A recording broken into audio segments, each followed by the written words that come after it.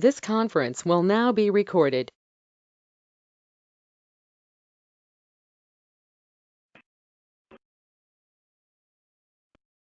Good morning, everybody. I hope everyone's doing well, and just get things going up here. Excellent. Welcome to week number 8, and hope everyone enjoyed their long weekend.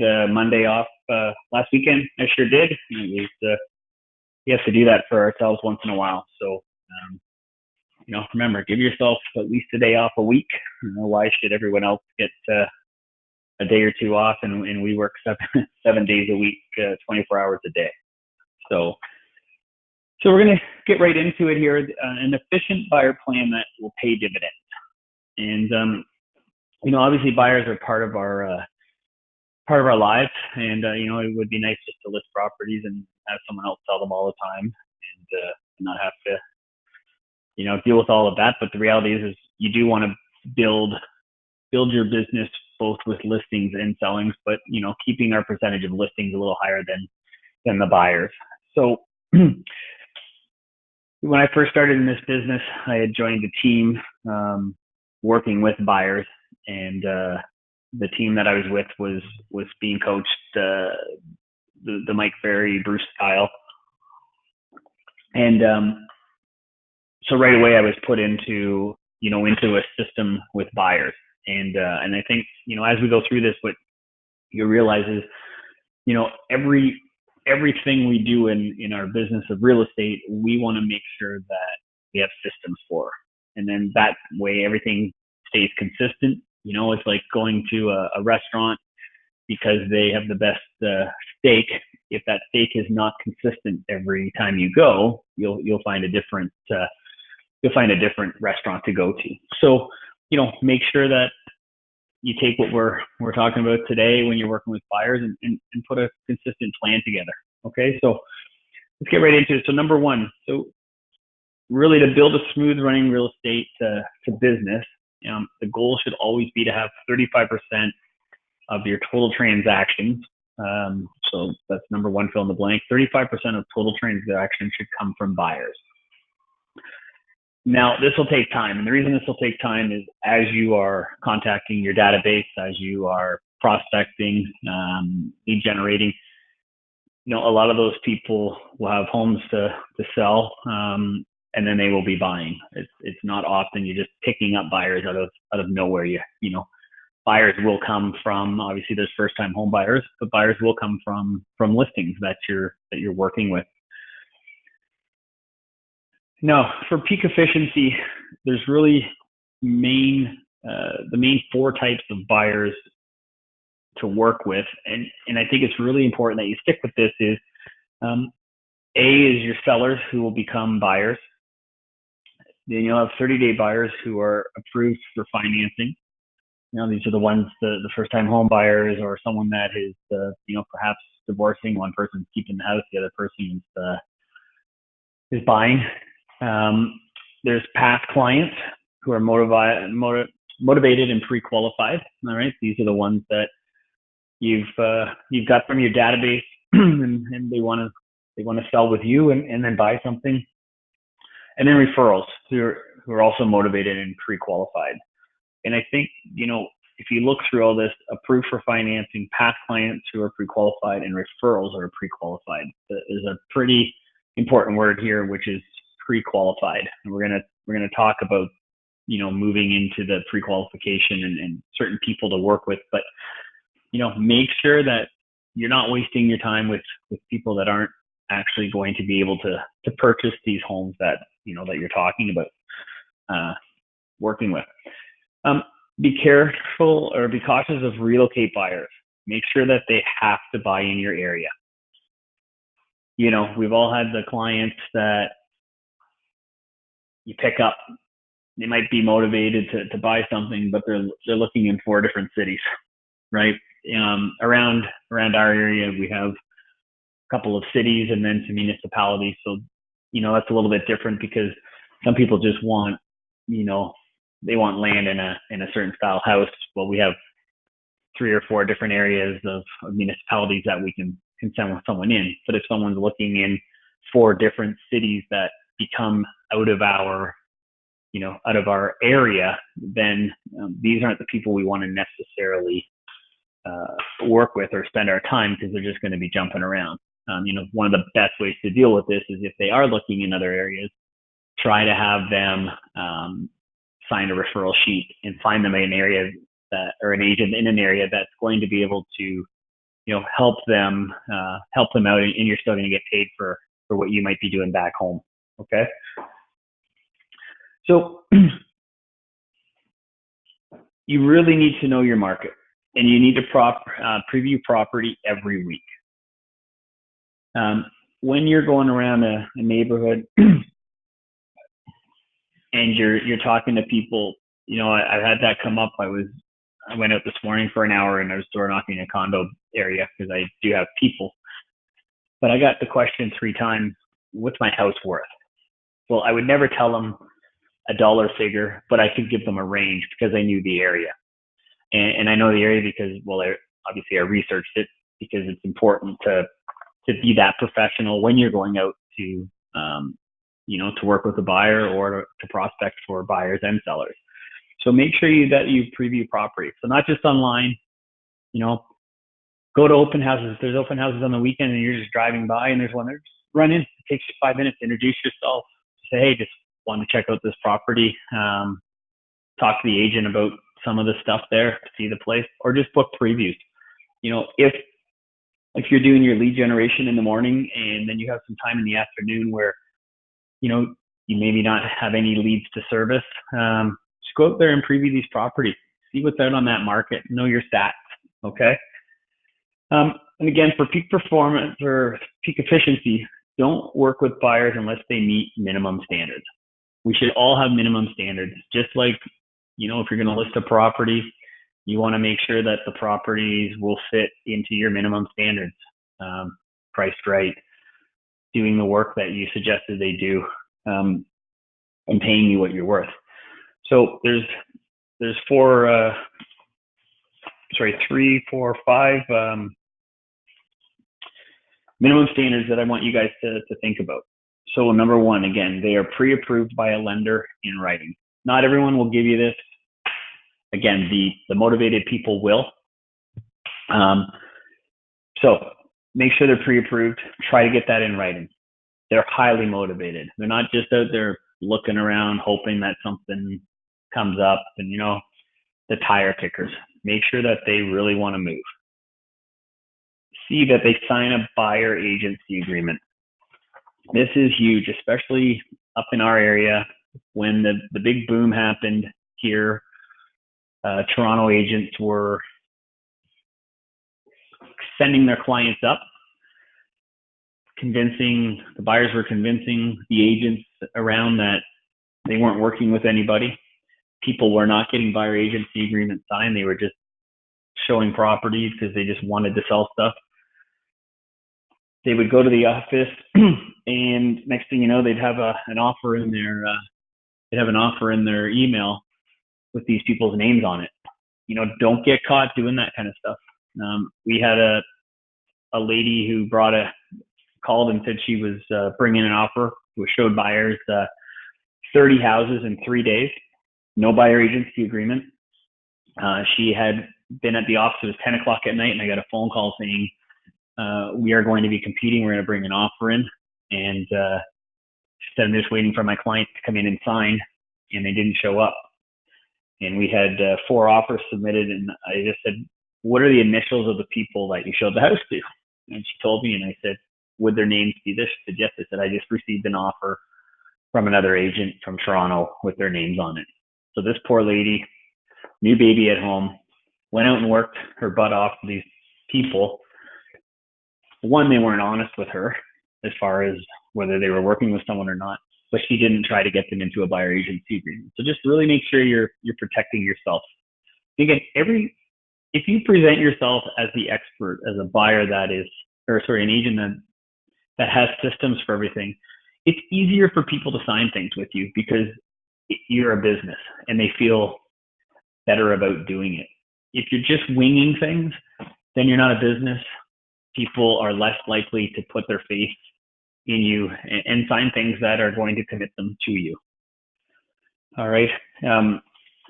So don't be that agent that's sitting there at the opposite tent at night hoping those clients are calling with the how much they want to offer and the deposit structure when that offer is already coming in from someone else. Next, have them come into your office. Their very first meeting, whether it's a phone call, the next question is, let's set up a time you can come into your office. Again, you're presenting yourself as professional. Here's my system. That's great. We talked about these houses, your pre-qualification. Let's sit down in my office and go over a strategy so we can find you the absolute best house that's going to fit your family's needs and make sure that we're looking at the right stuff. And E, they have realistic expectations, no lowball offers. You have to educate people on what it's probably going to take to purchase these houses. You never really want to be apologizing to a seller for the offer you're bringing. All right. So a couple of questions. When it comes down to realistic expectations, if someone says, it's worth 600, we'd like to offer, or they're asking 600, we'd like to offer 510. Why would you want to do that? Right? And you shake your head, no, like, why would you want to do that? Do you want to buy a house or are you just looking to get a really good deal? Again, this all comes down to their motivation. Educate them with the black and the white. Obviously, there's issues and the house has been on the market for a very long time. Obviously it's price, but that's one thing. But if it's a newer listing, hot on the market, you can't be lowballing. You guys all know that. All right. At first contact, use a buyer agency. At first contact, use the buyer pre-qualification script to see if you want to work with them. Okay, again, we're looking for motivation, whether they're qualified. And at the back of this, there is a pre-qualification script. But I think I'm just going to go over it with you guys because it is super important. And I started using these right from the get-go. And I use them all the time, just like I use my pre-qualification for listings. Don't waste your time with people that aren't going to be buying or that are out looking for houses with, 4 other agents. So when someone first contacts you, thanks, Mr. Smith, for your inquiry about 123 Bob Street. How can I help you? Yeah, I was just wondering about that house on Lawrence. How much is it worth? So the key here is answer the question. Don't pause and immediately go on to the next question. Well, Mr. Smith, thanks for calling. That house is listed at $529,900. But tell me a little bit more about the home you want to buy. What's the price range, size, bedrooms? You guys get the idea there. So you want to just give them that information, but then start asking them questions right away. Because sometimes if that house is too much or, they're just kind of poking around, they'll say, thanks very much, hang up. Now you don't have a chance to start digging for the motivation. So how long have you been looking at homes or condos? Oh, about 3 or 4 months. Okay, great. And what methods have you been looking for using for looking at these homes? I think it's 93% will say the internet. And you say, that's excellent. So let me ask you, Mrs. Smith, how soon do you want to move in? Okay, so again, we're looking for their motivation.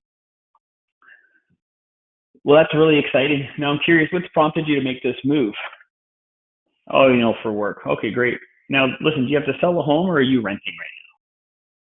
So if they are selling a home, we really got to get into finding out whether they need to sell that home to use the cash, or if that's going to be something down the road where they can buy this without the cash for the home and sell it later. Okay. So if they are selling, say the following, perhaps it would be helpful for me to come over and have a look at your home. That way I can give you a specific idea as to its current market value, and at the same time, bring you information about the homes that might interest you. Does that make sense? All right. And immediately set that appointment. I have some time on Tuesday at 5 or Wednesday at 3:30. Now, a lot of people hate getting asked the question, are you pre-qualified? For some reason, it hurts their feelings. So what I've been trying to change my saying here is, just so I understand, instead of saying, have you already been pre-qualified for your mortgage? I always say, your financing process.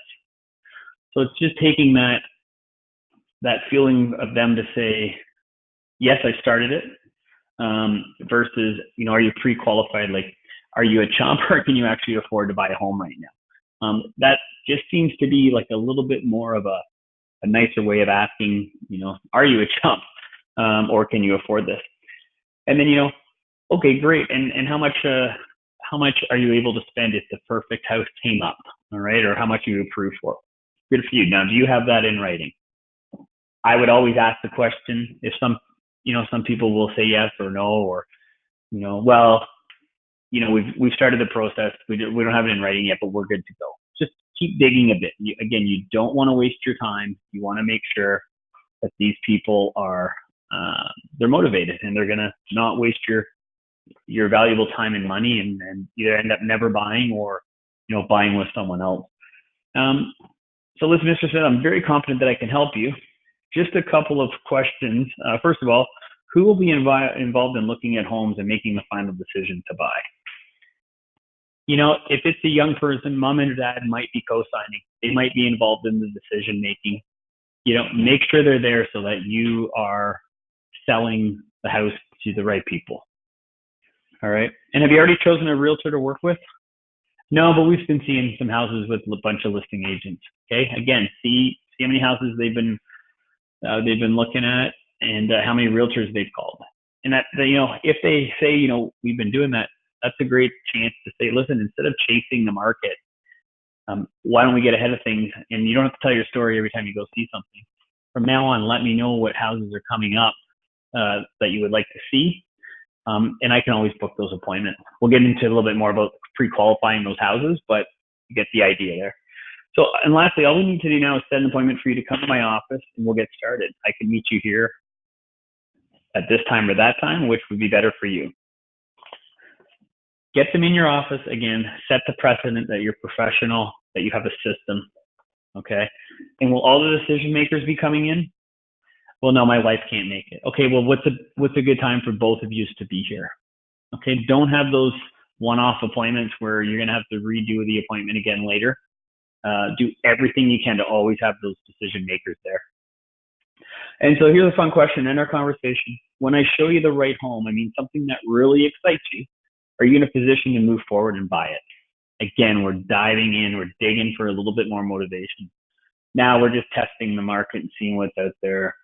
We have nothing better to do on Sundays but waste your time, right? We want to make sure we're not doing that to ourselves. So fantastic. I look forward to seeing you Tuesday at 5 p.m. and we'll get started. Okay, so use these pre-qualifying scripts. It's going to save you time and money every single time. All right. So when they come into your offer, we are at number 7 here. Yeah, so when they come into the office, be sure to tell them exactly what you do and why you are different. All right, so insert there why you're different. The best way to do that is to present your buyer's package. Again, showing that professionalism, this will make it so much easier for these buyers to sign the buyer agency.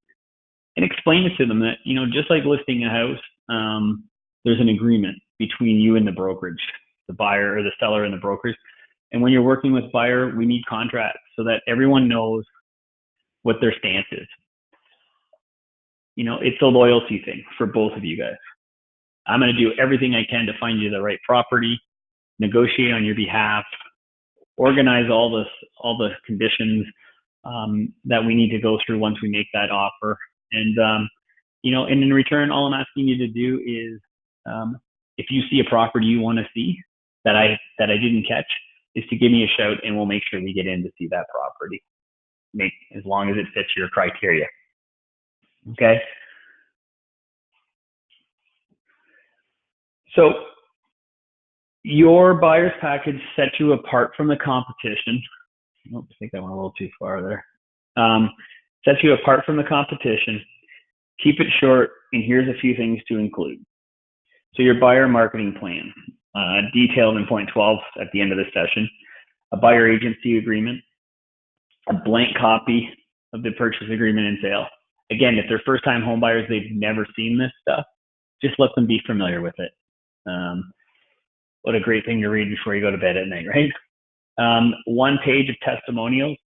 Ask a few of your favorite clients to write some testimonials for you.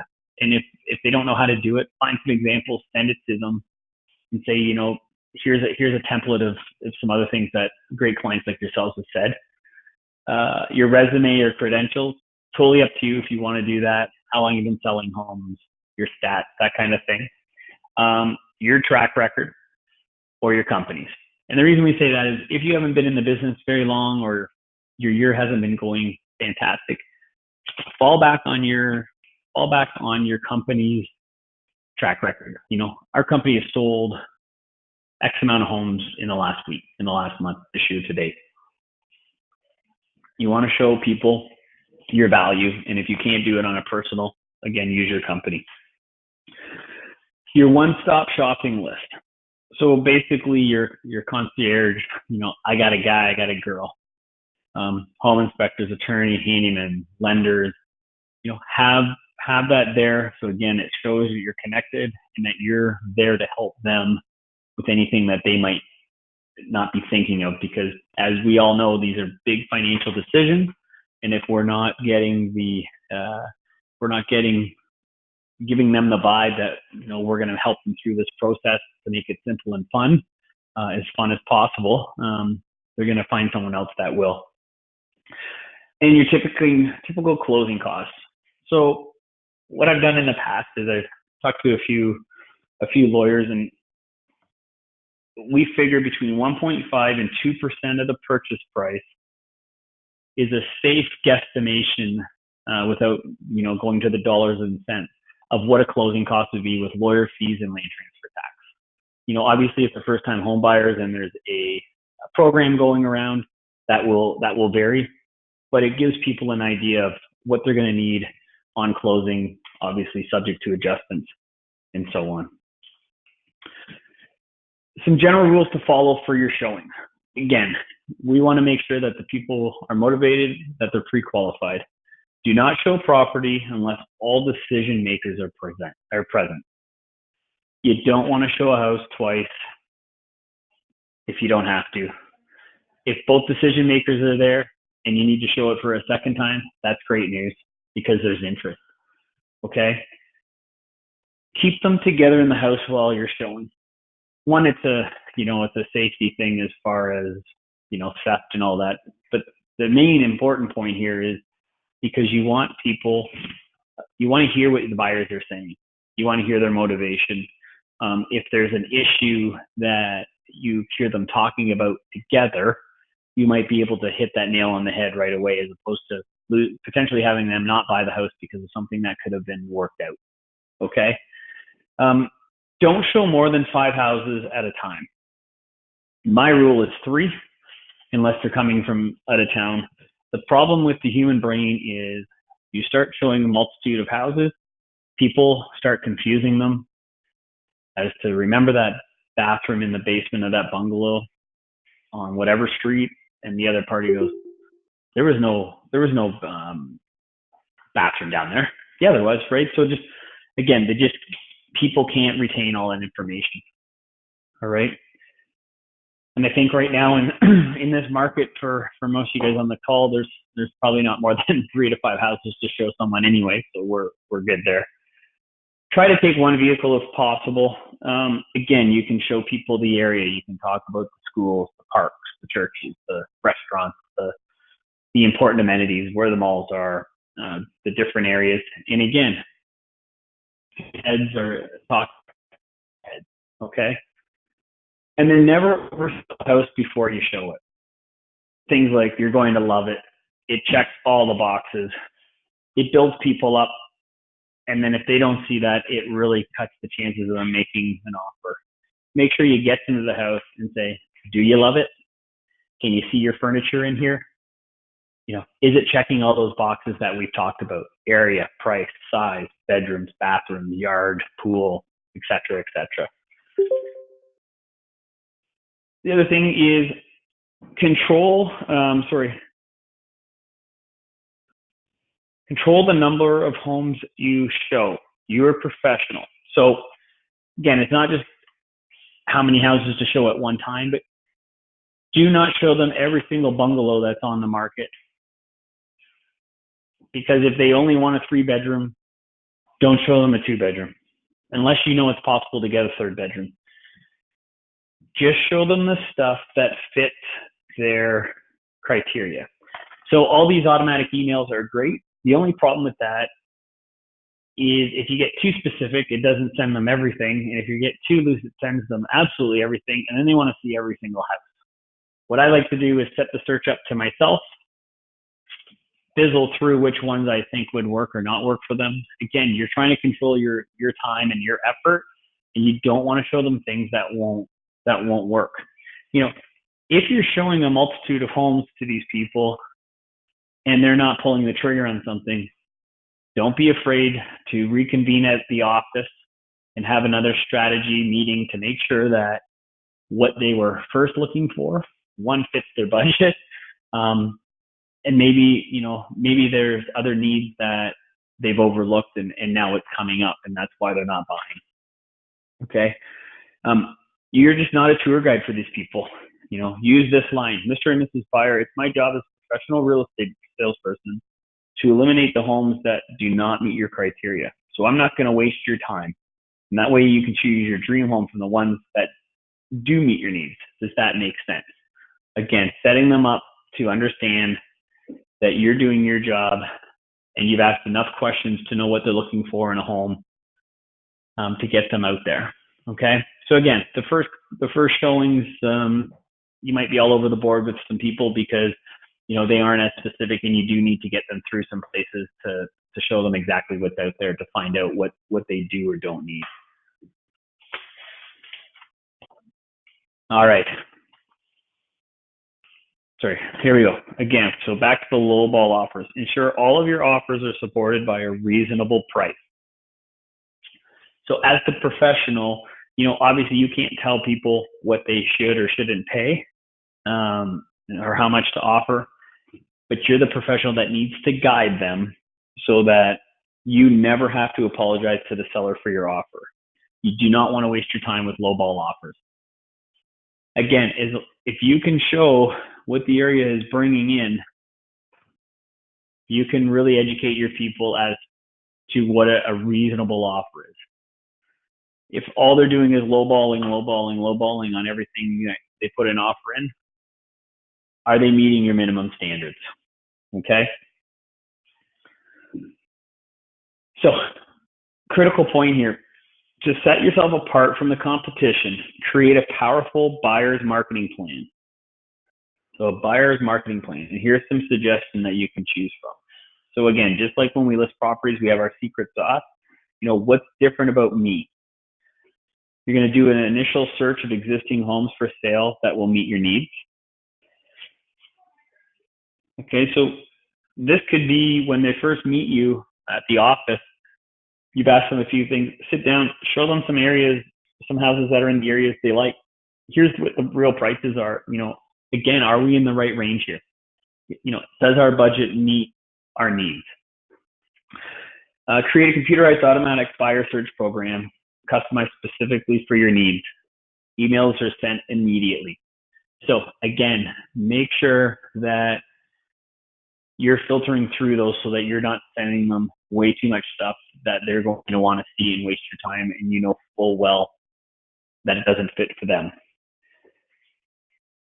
And then you're going to let them know you're going to talk to for sale by owners, expired, canceled listings for additional potential matches. And do that. Whatever you guys can do, whatever we can do as agents to sell houses, we should be doing. Don't just wait for something to come up on realtor.ca or you hear of something. Sometimes we got these motivated people, and if we're not getting those houses for them, somebody else will. They'll leave us. Okay, so make sure that you're looking at all of these things. Again, this is your marketing plan for these people. Prospect 2 hours every day looking for new listings that are not yet on the market. Again, it's a little bit further down here, but if someone really wants a condo area, which I had this morning, and that's why I went out, I door knocked it specifically. One lady actually told me it was illegal and I was not allowed to be there. And she was going to call the police, but I know that's not true. But you have to look. I can't just keep sitting there and waiting for one to come up, because they're not. And if they're not, and these people want to buy, someone will find them one, or they'll hear the grapevine from someone else that they have one, and you'll lose that potential client that you've spent time on. I'm going to contact the top 25 listing agents locally to discuss potential pocket listings. So call the people. We know in this business that 10% do 90% of the business, or 15 to 85%. Talk to those people. They typically will have a list of coming soon. And as much as agents love to double in, agents just want to sell houses. So they will let you know if they have that coming up. Broadcast your needs and wants at the office meetings to identify any new inventory first. We have a total of however many salespeople. All right. Again, hey guys, got people looking. This is the stuff I'm going to do for you as a buyer. Preview properties regularly to help you save time. All right. So when you're presenting this, I'm going to go out and I'm going to look at these properties that are coming up to make sure that if you want a carpet-free house, I got to go in and make sure that the house at the top of the budget doesn't have carpet. Okay. Little things like that. Negotiation skills. My buyer transactions typically are 2.5% below the average prices negotiated in your area. That means X amount of dollars in your favor in your price range. You will be able to find the stats that can show people that that is a true thing. Just like when we talk about listings, how you can list higher, you will be able to find those stats. You can eliminate any properties that don't meet your needs. Okay, again, stuff that's going to save everybody's time, but especially yours as the buyers. I'm going to make sure that we're not looking at stuff that's wasting your time. Your time is super precious. I'm going to personally door knock the neighborhoods you're focusing on to identify any possible sellers not on the market. Again, get out there, turn over every single stone for these people.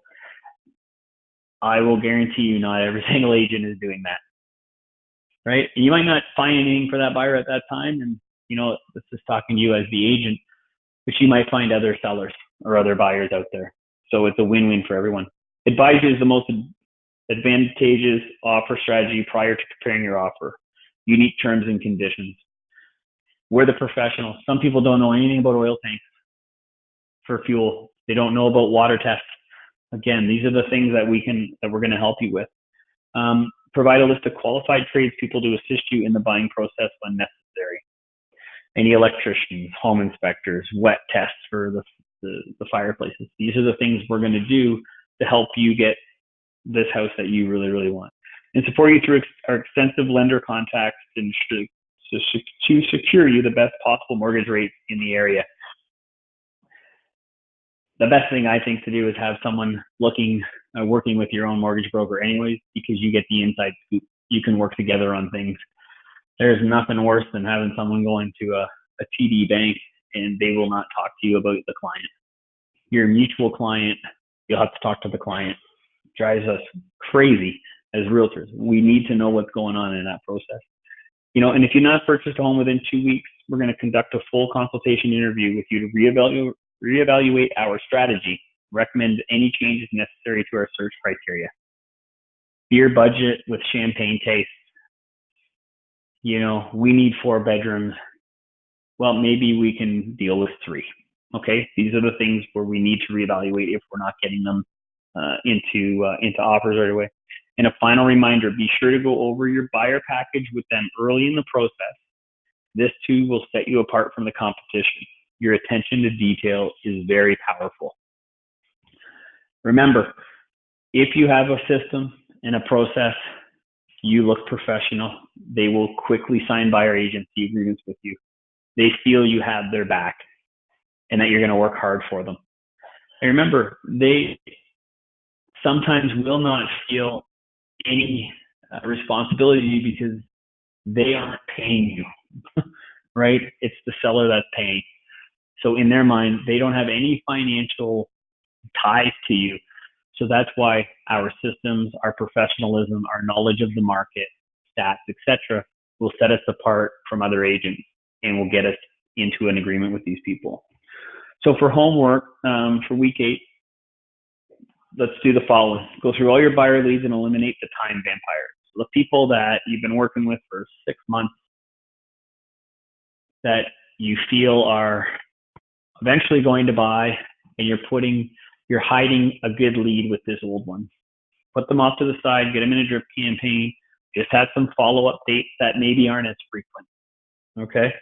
Make up your list of buyer minimum standards, and then use this to decide who you will work with and not work with from now on. And again, go back to point 5 there. You have to stick to those minimum standards, or you will be running around with people that are potentially never buying and wasting your time. And then create your own marketing plan. Take some ideas from the handout. Some people will say, well, all agents do that kind of stuff. And you can say, a lot of agents will do quite a few of these things, but here are the things that are really different that I'm going to do. And put them in high, bold, italic letters. I'm going to go door knock areas that you want.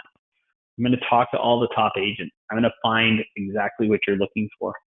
And then print out the pre-qualifying the buyer script 10 times and have it ready for all future opportunities. Ask all the questions, no shortcuts. Now, when I say ask all the questions, if we take the shortcuts and we don't ask all the proper questions, we are going to miss. It's going to be potholes in the motivation and the pre-qualification. So don't shortcut it. Ask the questions. You are just setting yourself up for so much more productivity and success with these people as your clients. And again, working with buyers is a lot easier when you've asked all these questions, because there's an understanding and you know as much as you can possibly about these buyers. And then once that happens, then it's so much easier to get them in offers and put that money in the bank. So what I'm going to do is I'm going to open things up here, and if anyone has any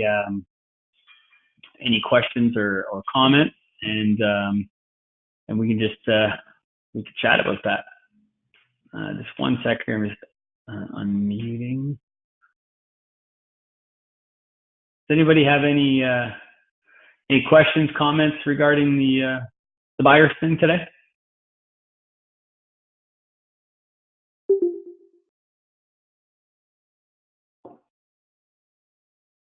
Well, great. Well, have a powerful day.